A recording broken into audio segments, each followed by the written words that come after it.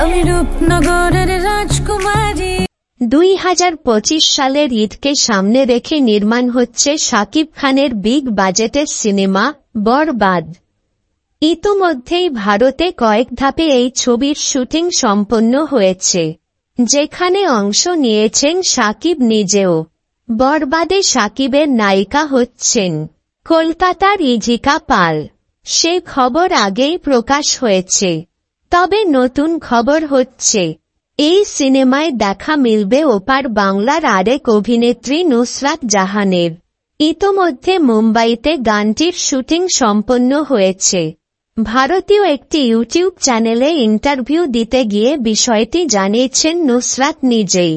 অভিনেত্রী বলেন, একটা ভালো গানে পারফর্ম করার অভিজ্ঞতা সব সময় ভালো হয়। শাকিবের সঙ্গে এটা আমার দ্বিতীয় কাজ। এখনই কিছু বলতে চাচ্ছি না, just wait for the song. আমি নিজেও অপেক্ষায় রয়েছি। তবে আমার অভিজ্ঞতা বলছে, দর্শক এই কাজটি অবশ্যই পছন্দ করবেন। এর আগে শাকিবের সঙ্গে নাকাব ছবিতে অভিনয় করেছিলেন নুসরাত।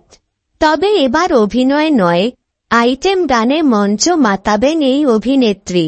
জানা গেছে, বরবাদে শাকিবের বিপরীতে দেখা যাবে প্রিয়তমা খ্যাত ইজিকা পালকে।